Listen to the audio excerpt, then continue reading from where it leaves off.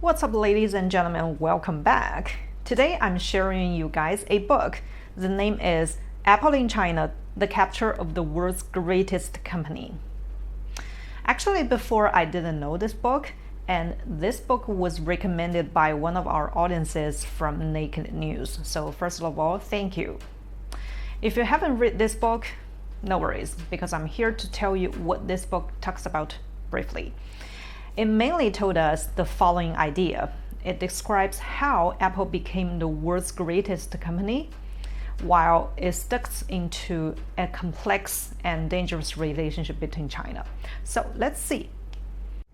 Since 2000, Apple has carried out endless empowerment for China manufacturing industries, from manufacturing standards to manufacturing techniques, then to supply chain management. Apple taught China the most advanced technology as well as the most useful experience.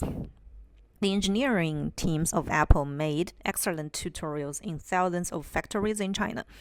Countless companies solved the problems of core technology and used the experience from Apple to become the suppliers for famous Chinese companies.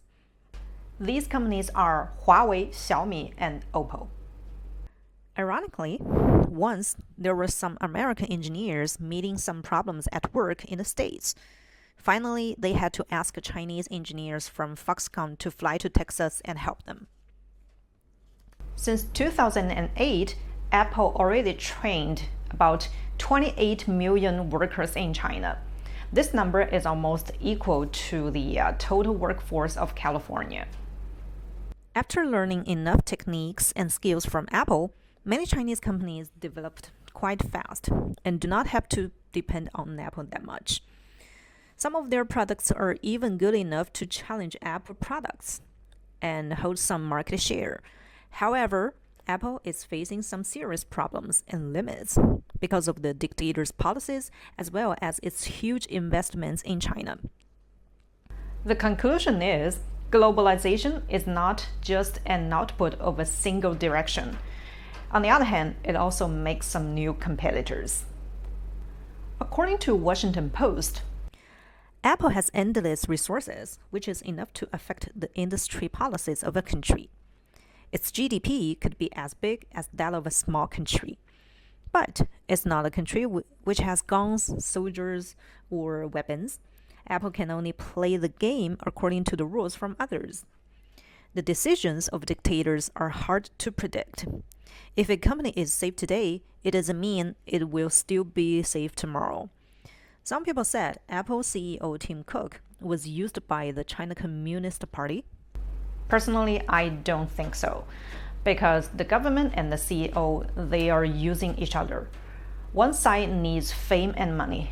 The other side needs control and development.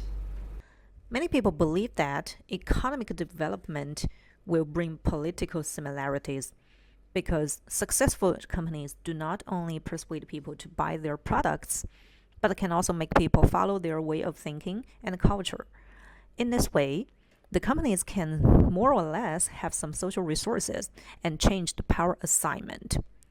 That's why over 10 years ago, nobody was criticizing Apple's investment in China.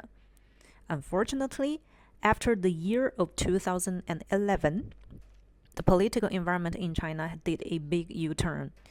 The government had no plans to make any innovation over politics. Tim Cook also had a very good political awakening while managing Apple. He visited all important decision makers of the party and helped dictators to monitor its people. He made so many compromises, including removing VPNs from the App Store and storing all local information in China. Because of what he did, when many big companies are being investigated, Apple is still safe in China. Apple used cheap labor and the unfair justice system in China, then became the world's most useful tools for dictators. Globalization can bring us some booming, but at the same time, it also leaves some hidden dangers behind. This is the key point of this book.